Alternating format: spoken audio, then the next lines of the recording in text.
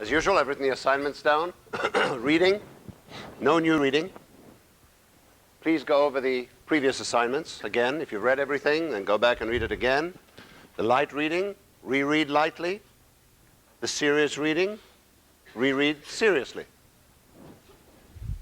If you haven't read everything, you should be very seriously considering getting through to the end of the reading by no later than Wednesday. It'll be difficult to follow the lectures if you haven't read in advance, in particular this week. Homework, chapter 4. These problems here due this Friday. So this is all included in the material that I consider relevant to the first midterm exam. Now, the first midterm exam will in fact take place a week from today. That's Monday evening. Be prepared at 6 p.m. It'll be closed book. Don't bring anything with you, just your calculators, pencils, brain or two. It'll be a multiple choice exam. I'll explain the details of that later. Find out from your TA where you're supposed to go for your exam. Don't make any assumptions about it being here or in your lab. Please find out where it is and make sure you come there on time. No later than 6 o'clock. It will cover the first 3 weeks of material. That is everything up until the end of this week, including lectures, the reading, and in that case, I have in mind the serious reading, and the light reading only to the extent, and that's not too much of an extent, that I cover topics in the lectures. Homework and labs. And homework, I came through some Friday discussions on Friday. I'll visit periodically. I'll come through and try to come and see you on an individual basis so we can have a more intimate discussion in Friday discussions. I've made it to a few discussion sections, and one of the concerns people have is that there's 1 or 2 really hard homework problems. That's okay. If you had trouble with 1, 2, 3 questions out of the large number I gave, you're in good shape. You can try to figure out how to do those, but don't get very concerned because you couldn't do all the homework that easily. I've pointed that out before, and I want to point it out again. And labs, of course, all the lab procedures, the chemistry underlying the labs, the calculations related to the labs, these are all relevant to the exam. The topics to be covered in the exam, just roughly speaking, this is in fact the material of the first 3 weeks. Stoichiometry, empirical and molecular formula, ideal gases, kinetic theory, absolute temperature and thermal energy, URMS, the distribution of molecular speeds, intermolecular potential we'll learn about today, phase transitions, vapor pressure, and phase diagrams. These are things that you're currently reading about. The homework, these few problems, a couple of them relate to the concept of phase transition and phase diagram, and it's important to understand what those mean and how to use them. That will be the subject of today's lecture and Wednesday's lecture, and coupled with the reading and the homework, you should get a grasp of this rather important and in some cases somewhat forbidding, but very beautiful topic. Now, people asked me on Friday, one of the typical questions, and it doesn't surprise me, is do we have to memorize either formulae or constants? And my answer to that is memorization for the sake of memorization, I don't sanction. I think it's a waste of time. I remember things because I work with them a lot. So I don't remember formulae by heart. I don't remember constants by heart. I have an idea of the order of magnitude involved. And when I see the formula, it doesn't surprise me.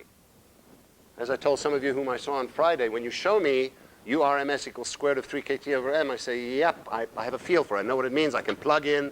I can see if the answers make sense. Even though I don't remember it by heart, I may not even remember the derivation. I, as a matter of fact, do remember all these things by heart. But if I didn't, it wouldn't concern me that much. I know, for example, the difference between Avogadro's number and pi. Okay? I know that pi is about 3, and Avogadro's number is about 10 to the 23. Now, if you ask me, do I have to remember that by heart? No, I remember it because I use it a lot. So if you're confused about Avogadro's number and you think it's of the order of pi, then you do have a problem. If you don't remember that it's 6.02 times 10 to the 23, but when you see it, you can use it or you can look it up, then you're okay.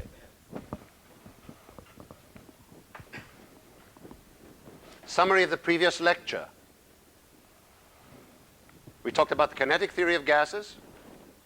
The question we posed was, can we derive an expression for P versus V, or more generally, an equation of state based on the microscopic variables, masses and speeds of the particles, assuming I had Avogadro's number in a volume V, and it was anticipated that it would depend on the average of such quantities.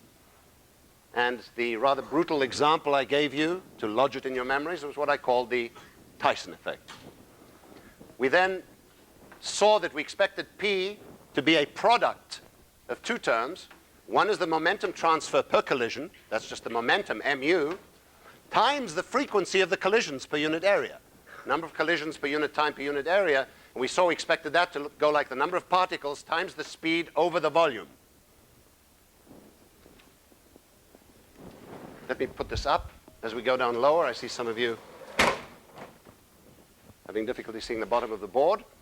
So when you take these together and multiply them and do the calculation exactly, do the statistics and the kinetic theory over all these collisions and all the velocities of the particles, we get exactly 1/3 n0 m u squared. Now there's a bar because there are different u squareds for the different particles.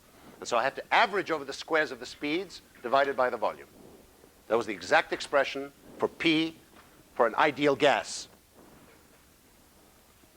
Therefore, PV is 2/3 n0 times 1/2 mu squared bar.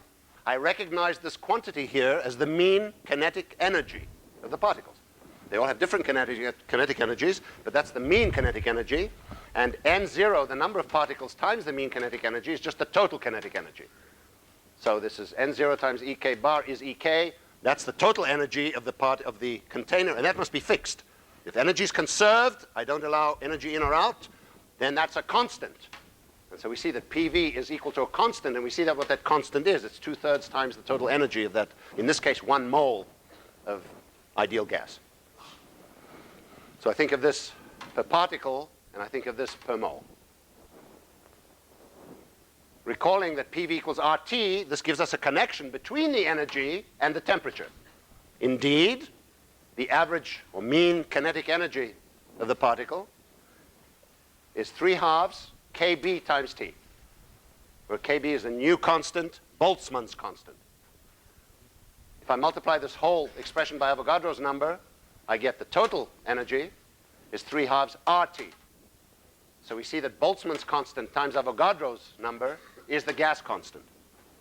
And the way I like to think about this is I think of this per molecule, per particle. This is the mean kinetic energy of the particles, of a particle. And this is the total energy. So I think of R as a constant that relates to moles, and this one here relates to molecules. From this emerged the notion of thermal energy. Per molecule, about 1/2 kT. Per mole, 1/2 RT. In fact, exactly, there's 1/2 kT per degree of freedom of the molecule. For an ideal gas, which is point particles, no internal degrees of freedom, just translation, there are 3 degrees of freedom, so it's 3/2 kT, or 3/2 RT per mole. From this, I was able to establish an expression for URMS, which is defined to be the square root of the mean of the square.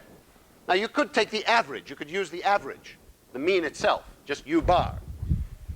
Typically, the RMS is a convenient characterization of a distribution. In particular, if you have some positive numbers and some negative numbers, the mean may be 0, and so it doesn't characterize the distribution for you. Whereas URMS, or the RMS value or deviation, will not be 0. And those two are not the same. You might think that by squaring and at the end you take the square root. It's not the same. They're close. If your distribution is not too weird, they're close. They both characterize more or less the middle of this distribution. And that there's an expression for the mean and for the RMS. They both characterize the typical velocity, where the bulk of the molecules have their speeds. In fact, for nitrogen, we did a calculation, did the constants right, and so I have a feel now It's about 500 meters per second at room temperature. And in fact, we then were a little more specific. Rather than talking only about the RMS speed, we talked about the fact that there is indeed a distribution of speeds. And I looked at this expression and I said, 3 kT over m, I can think of that per molecule. 3 RT over m, that's per mole. And the main thing that I remember, I know how to use these constants and I know how to get these numbers out, but I also remember that it goes like square root of T over m. So without doing any calculations, if you give me the speed of something, you tell me that the RMS speed is 500 meters per second, and now you ask me, what's the RMS speed if I double the temperature? I don't sit down and recalculate all the constants in there, and if I double the temperature, URMS will go up by a square root of 2. The energy will double. The RMS speed will go up a square root of 2. Or if you raise the mass by 2, if you consider two gases at the same temperature, one has double the mass of the other, then it's square root of 1 over the mass, that's 1 over square root of 2. That's how much the speed will decrease if I raise the mass. So I have a good feel both for what's going on physically as well as for the exact numbers that are involved. And here I remind you, here indeed is the picture from your textbook. Here is the distribution of speeds at some temperature for some molecules. And as you raise the temperature, the speed distribution goes to higher speeds. And you can see that the RMS speed goes up. But it doesn't go up linearly with temperature. So if you go from, in this case, 0 Celsius to 1,000 Celsius, that's in fact 273 kelvins to 1,273 kelvins. That's about a factor of 5 or so, 5 or 6. RMS speed doesn't go up a factor of 5 or 6. It goes up the square root of that. So this distribution here in green, you may not see that on the screen up there. This is red, this is green. The green one and the red one. The green one corresponds either to a higher temperature or to a lower mass at the same temperature. It's only the square root of T over m that counts. I have a good feel for that now. I know the numbers. I don't remember the formulae by heart, but I play with it. I start to remember it, and I have a good physical feel, and I can use it and do some chemical calculations. Gorgeous. Now, let's go on to real gases. So much for ideal gases. Very interesting. We talked about some aspects of ideal gases. But chemistry has to do with real gases and some remarkable things that real gases do and phenomena that they exhibit that ideal gases do not. What is it that distinguishes an ideal gas from a real gas? What distinguishes it is the intermolecular potential. Roughly speaking, when I started teaching about ideal gases, I said, look, an ideal gas is an idealization. It's an idealization that's relevant to very low densities and high temperatures of a gas. And roughly speaking, what it means is that the particles don't care about each other. And when we derived the kinetic theory expression for the ideal gas, we in fact didn't say anything about the particles bumping into each other, attracting each other, repelling each other. All we said was they're point masses with velocities u that bump into the walls. It's just Tyson bopping you on the face. Now, the proper quantitative expression of how particles care about each other is embodied in the intermolecular potential. That tells you the potential energy as a function of distance between the particles, the atoms or the molecules. And you know that the minute molecules and atoms interact with each other, that's going to strongly affect their behavior. The equation of state will be very different if they strongly interact with each other. Roughly speaking, if Michael Tyson is bopping me on the face and he has no other concerns, then I have a very simple expression for the pressure on my face. But if there's a few, if he's there with some of his relatives and they're bopping each other, and he's got to worry about keeping them off while he's trying to bop me, they're interacting with him, then the manner in which he interacts with me is much more complicated. Well, what does the intermolecular potential look like? What do you mean molecules or atoms care about each other? Here's roughly what they look like, and we're going to go into this in great detail at the end of the semester when we come back to quantum mechanics and bonding and really do something quantitative with interactions between atoms and molecules. But at this stage, it won't surprise you to hear that the way in which the energy, potential energy of two particles, atoms or molecules, depends on the distance between them looks like this. roughly speaking, if they're infinitely apart, what's the potential energy of two atoms or molecules that are very far apart? They really don't care about each other then. We'll define that to be zero. We'll define that to be the zero of the potential energy scale. What if you try to bring them very close together? So that's here. That's up here. What if you try to bring them very close together? If you take two atoms or molecules, you try to make them occupy the same region of space at the same time. The energy goes up enormously. You can't do that. You have to put in enormous energy to squeeze them. The energy will go up enormously. So the energy goes up to infinity as R goes to 0. So as R goes to infinity, V goes to 0. As R goes to 0, V goes to infinity. So I've got it doing this over here, and doing this over here, and now I just join them like this. There's some distance at which the energy goes down as you bring them together. Roughly speaking, that's because the electrons of one now start to be attracted by the nucleus of the other, even if they're not going to form a chemical bond between them. Now, they may form a chemical bond between them. That definitely takes the energy down. But even if they don't form a chemical bond, two helium atoms or two argon atoms, or two molecules, two hydrogen molecules, they're not going to form a bond, a chemical bond. They're not going to share electrons, but they still attract each other. And roughly it's because the electrons of one are now attracted by the nuclei of the other. If you bring them too close, then the electrons of one start to repel the electrons of the other. They can't occupy the same space. And so it goes up again. So this is the way in which the potential energy depends on distance. How deep this is depends on the entity I'm talking about. That's what characterizes the different intermolecular potentials, is how deep this energy is, which I call V0, minus V0. Now this I could call attractive, and this I call repulsive. It's just the potential that's repulsive, not the chemistry.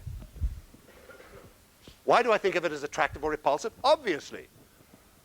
If I have it at this distance, the energy is higher than it is at this distance. So these want to come together to shorten the distance between them, because that makes the energy go down. Just the way in which a ball would be attracted to the bottom of this well. This is attractive because the ball wants to roll down here. That says R wants to go down. So the R between these wants to come down so that these are closer to each other, because the energy then goes down. That's what you mean by attractive. If you've got a spring that's been opened, it wants to go and close back, its energy goes down. It's attractive. If you're over here, it's repulsive, because here, the distance, there's a tendency for the distance to get larger. R wants to increase. The ball will go this way. If you squeeze the spring, then the force is going up. So the force here is to make R bigger. The force here is to make R smaller.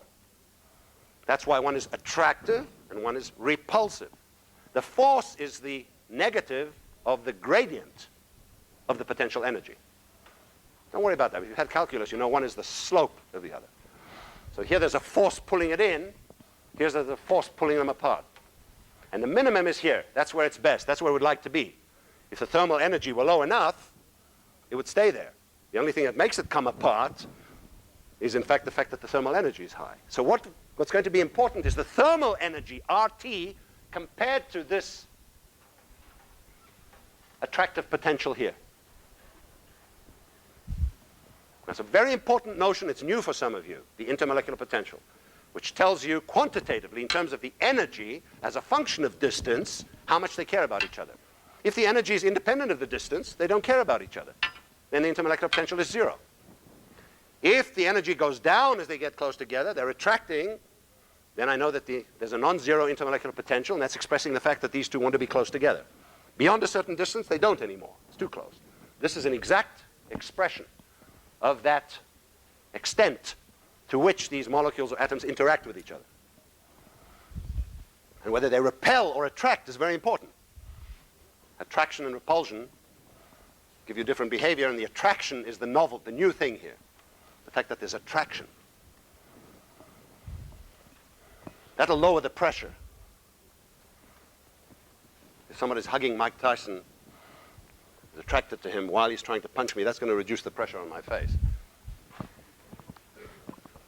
Here are some examples, so we have ideas of the orders of magnitude. How many joules is this?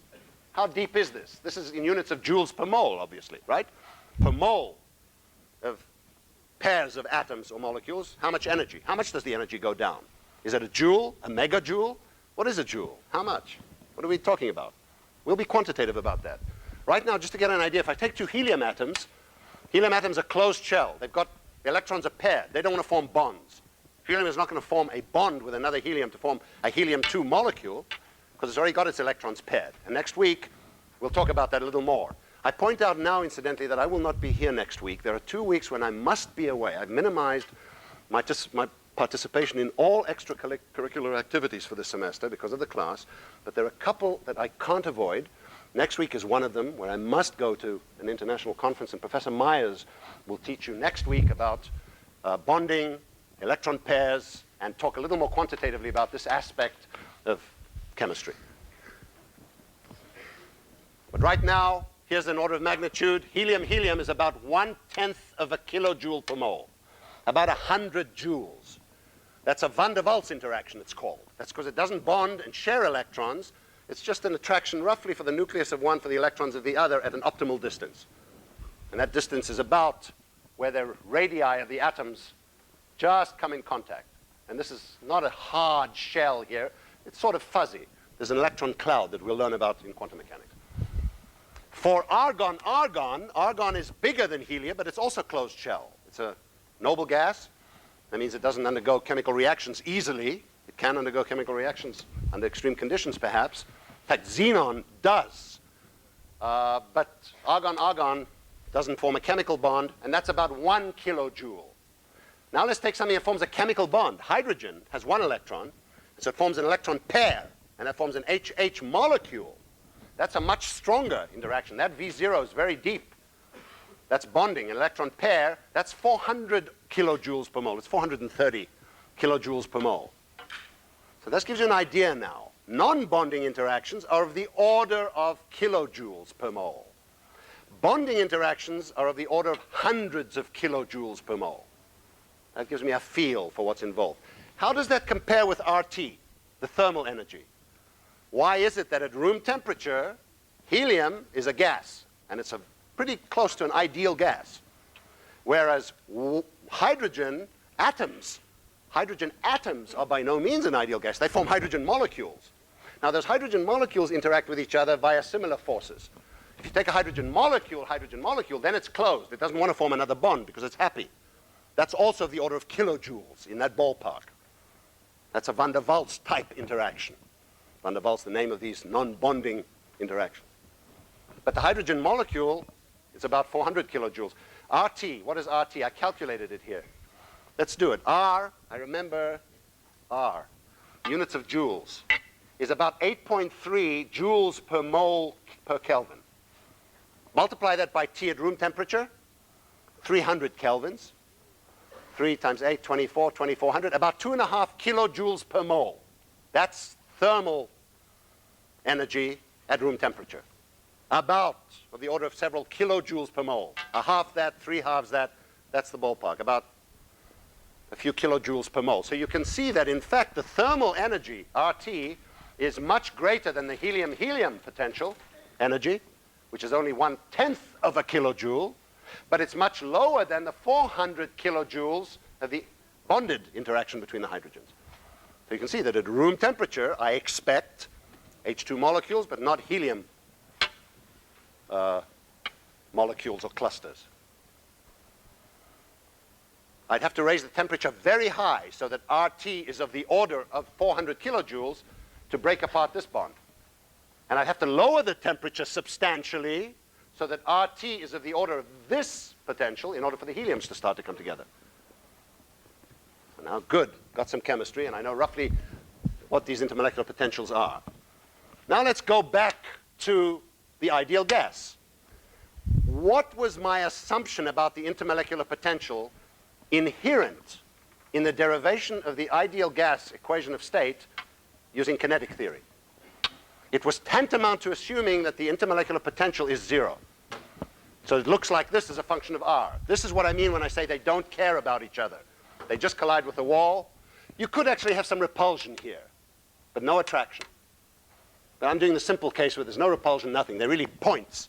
You can get ideal gas-like behavior even if they're not points, if they're spheres that repel each other, that exclude volume from each other. But that's not what we're interested in today. We're interested in fact that they attract. So this is tantamount to assuming that V is 0 everywhere.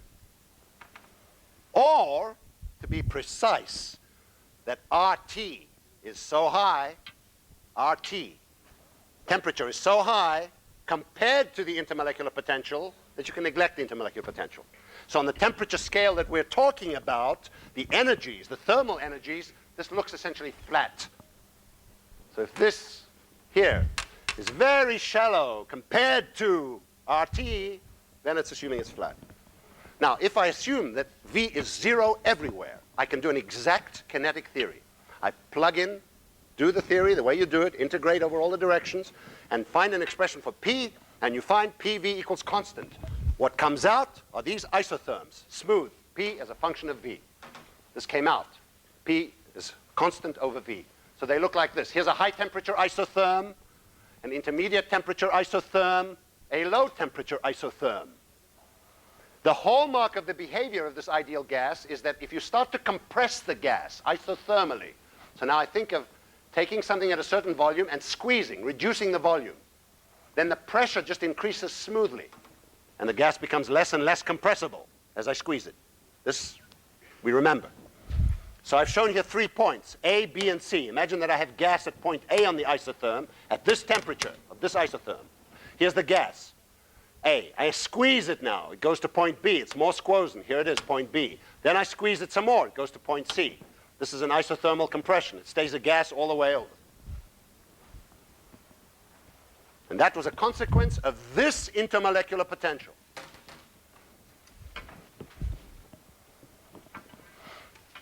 Now I want to put in a real intermolecular potential, one for a real gas, where this is not 0, and in fact, where RT may not be necessarily much larger than the intermolecular potential. And now I'm going to ask you to sit down and do a kinetic theory of a real gas, taking into account not just the fact that they're mass m and speed u, and they're bouncing off the walls, but they're also interacting with each other. That's a much more complicated computation.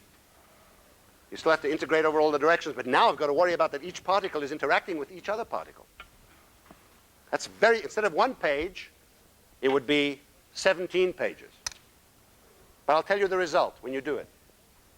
You do a kinetic theory, you find an expression for P and its relationship to V, and you plot out what the isotherms look like. And this is what you get. It's remarkable. And it'll make sense in a minute. It'll be beautiful. Here's what you find. At high enough temperature, if you do the isotherm at very high temperature, the way we did before, the high temperature one, the isotherm looks the same, more or less, as an ideal gas isotherm. And that's sort of consistent. If the temperature is high enough, the gas is going to behave ideally. It doesn't care about the intermolecular potential. It behaves sort of ideally. It's a smooth isotherm. As you look at the isotherms for lower and lower temperature, whereas here they sort of remain smooth, when you put this into the theory, when you predict now the isotherm, you find the isotherms start to get kinky. So the hallmark of this non-trivial intermolecular potential, where the temperature is now coming into the range so that RT is about of the order of the potential energy, is the onset of kinkiness in the isotherm. In fact, it gets a little kinky, and you get one isotherm at some temperature called the critical temperature, where the kinkiness is just such that below this temperature, the isotherms suddenly become discontinuous in the derivative. They develop a flat portion with 2 corners. So the exact expression, you write, you do it, and it predicts this behavior. That it'll come down here, then it's flat. Pressure versus volume is flat, and then it goes back down here.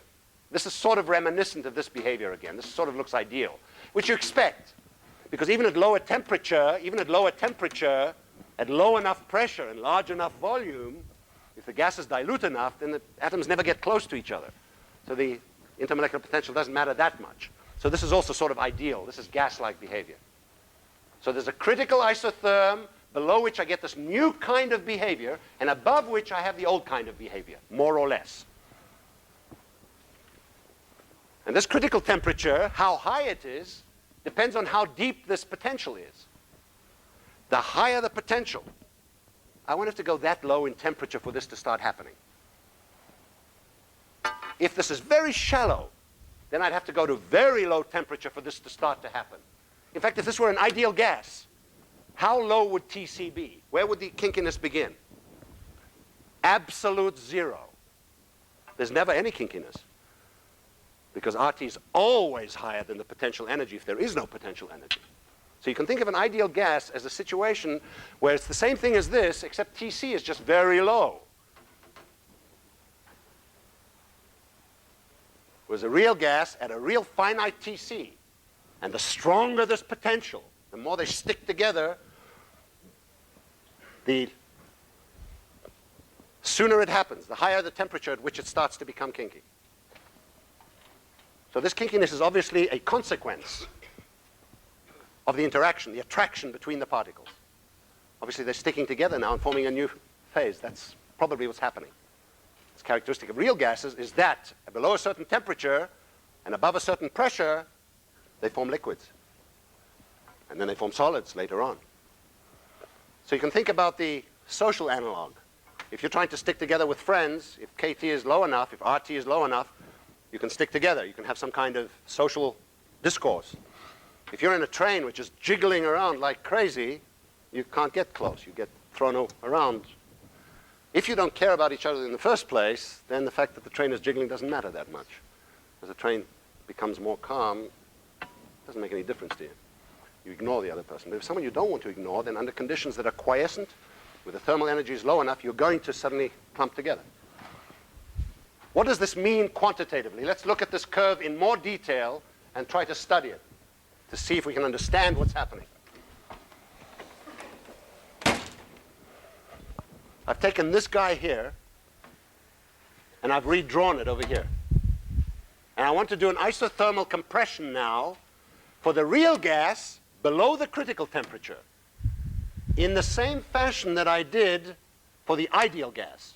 I'm going to assume that I have this gas at some volume and some pressure, so it's at this point on the isotherm.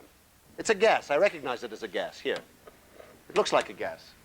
In fact, it looks like water vapor, except it's perhaps at lower temperature now, below the critical temperature.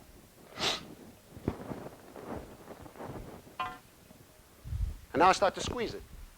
What happens when you start to squeeze it? Look what happens. I try to reduce the volume, the pressure goes up, just the way a gas should. It becomes a little less compressible. You squeeze it, volume goes down, pressure goes up.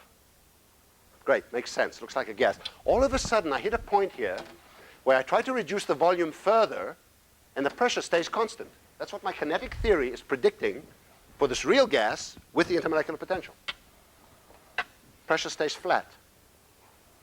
So you're squeezing, the volume is going down of your container as you squeeze it. Here's a cylinder, squeezing just like here. The difference is here the pressure went up, and here the pressure is staying constant as I continue to squeeze. It stays constant at this pressure. What does that mean? How can you explain that? What's happening is some of the vapor, some of the gas is going into a liquid phase. The liquid takes up much, much less volume. Okay? And so the pressure is staying constant. It's the pressure of the vapor. In fact, that must be the vapor pressure of the liquid. Now you've formed some liquid. It's in equilibrium with its vapor. That is that gas. It's the vapor of that liquid. And so if you continue squeezing, what happens is you just transfer more and more gas into liquid. More and more becomes liquid. But the pressure stays constant. It's the pressure of the vapor. Fantastic. That continues to happen. I try to indicate that here by some of the gas going to liquid. Until what? This point here. What happens at this point? All the gas has now gone into liquid. Now when you continue to squeeze, you're squeezing a liquid. It's still a fluid. It looks like a very dense gas now, and it's much less compressible. So you try to squeeze the volume down, the pressure goes up enormously. You have to apply enormous pressure to get small changes in the liquid now, as opposed to here. So the compressibility is very low here, very high here. So this behavior is exactly consistent with what I know from everyday experience, is that below a certain temperature, as you squeeze a gas, you will liquefy it. Above a certain temperature, you cannot do that. Above which temperature can you not take a gas and squeeze it to a liquid and have a transition like this? Above the critical temperature. Above the critical temperature, Because above the critical temperature, this is exactly the region where you don't have this anymore, and there's just one fluid all the way. You can call it what you want, a gas or a liquid. Above the critical temperature, you might as well call it fluid, because you can't tell if it's a gas or a liquid. The only way you can tell the difference between a gas and a liquid is when you have them together, because they both flow, they're both sort of continuous phases. One is more dense than the other. But when you see them together, you know one is the liquid and one is its vapor. And the pressure of that vapor is the vapor pressure, by definition. So below the critical temperature, in this region here, they're both in equilibrium together. You've got both the liquid and the vapor. On this side here, you've got more vapor, less liquid. On this side here, I've got more liquid, less vapor. Here I've got pure liquid. Here I've got pure vapor.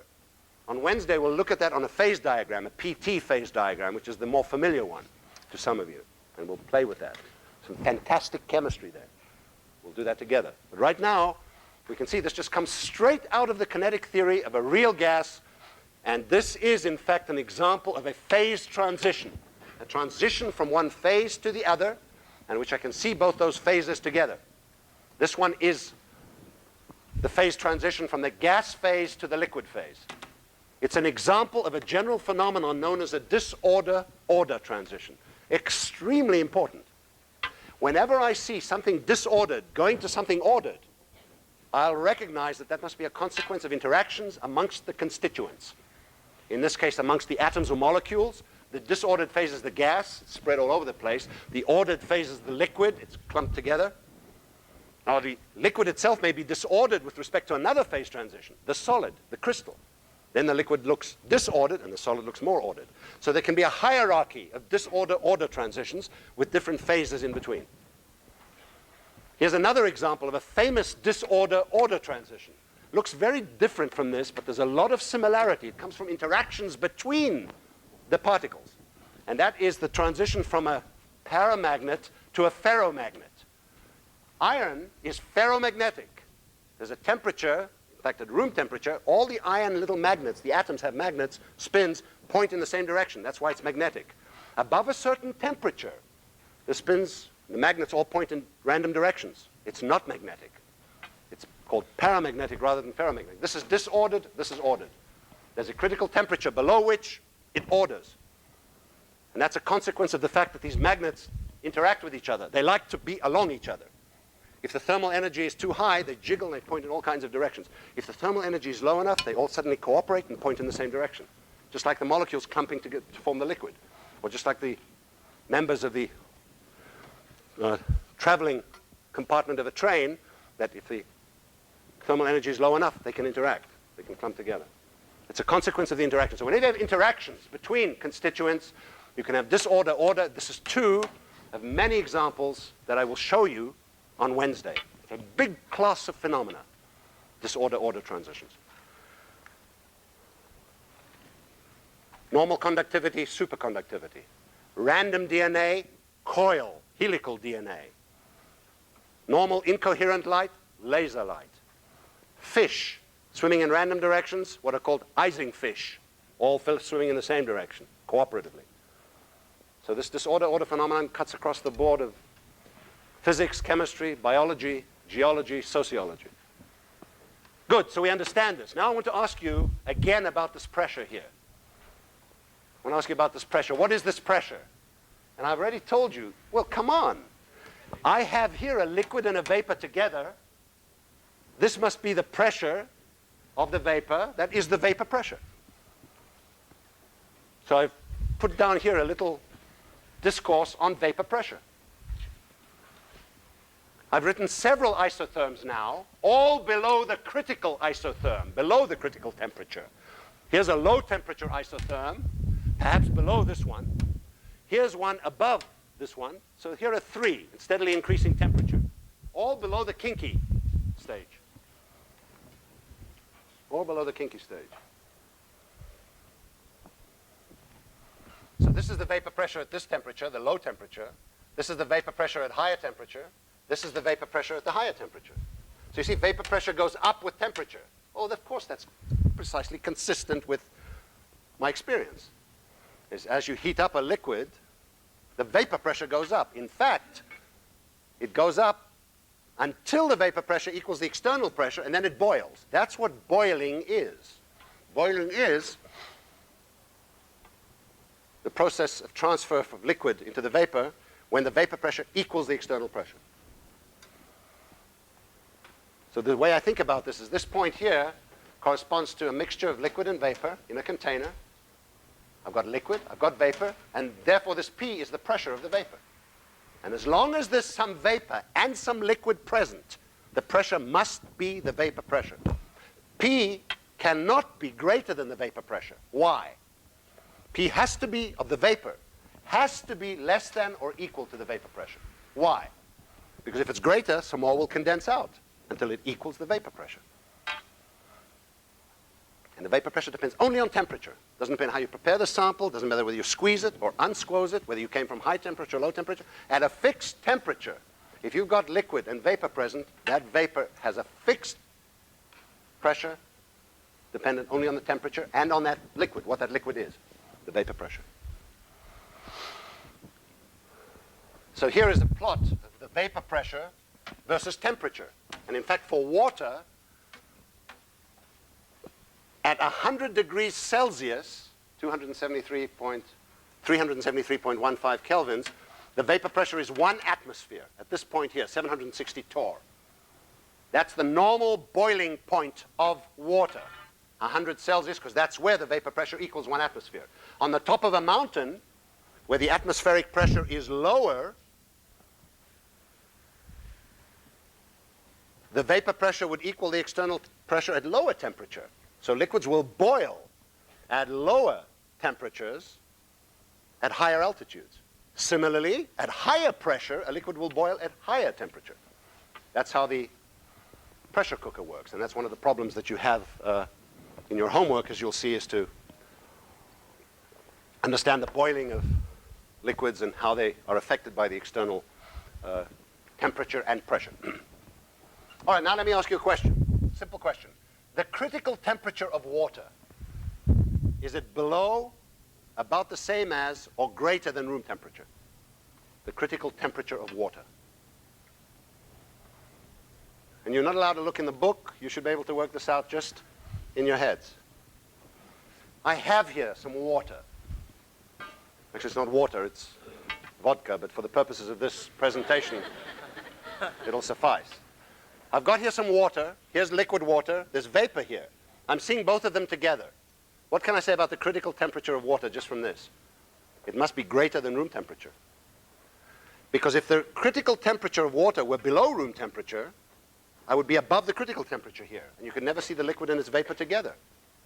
You'd be above this kinkiness. You'd never see it. All you would have would be fluid, water fluid, high density or low density. But you could never see the liquid and the vapor together, two phases.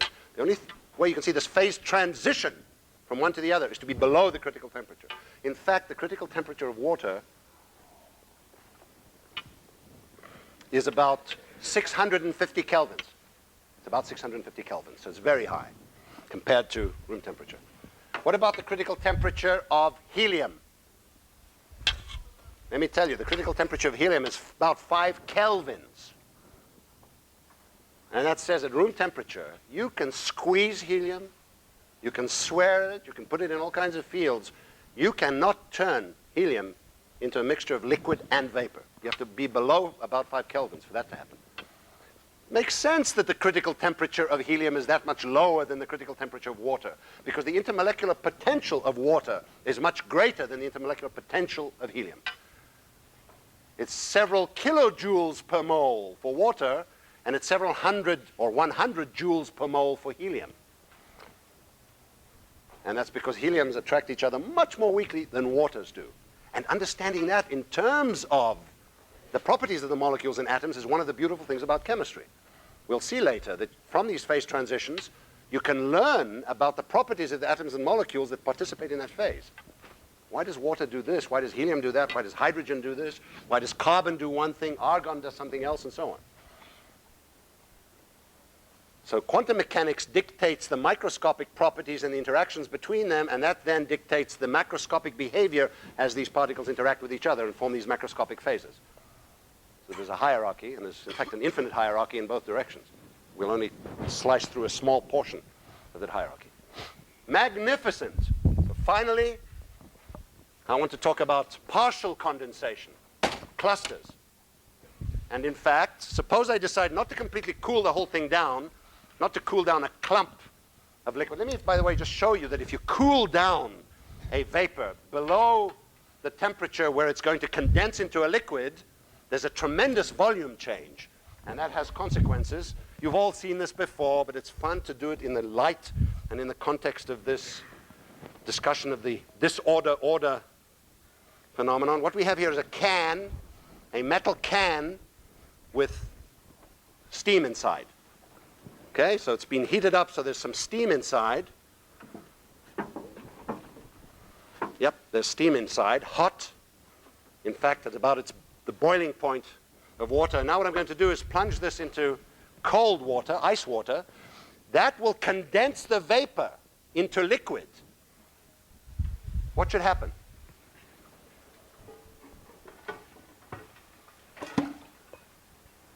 As it condenses to the liquid, of course, there's a tremendous change in the volume. It's reduced suddenly to the volume of the temperature. There's a reduction in pressure inside, and so the external atmospheric pressure crushes the can.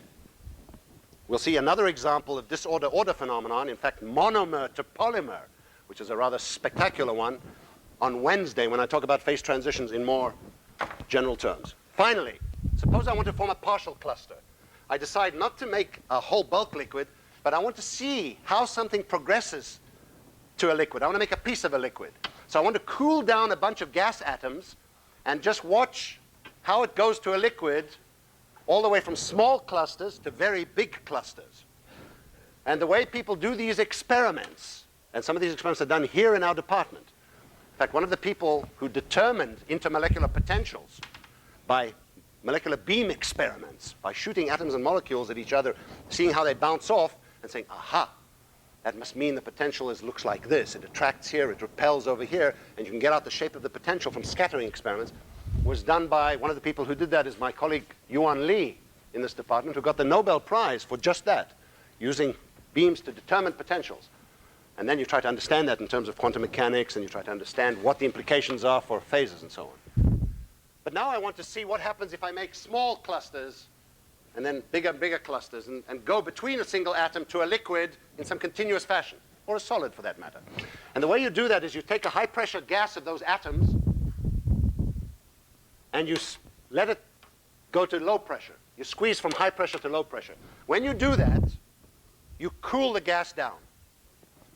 Now you can remind yourselves of that experience very easily by doing the following. If you ask about air coming out of your mouth, blow it onto your hand with an open mouth.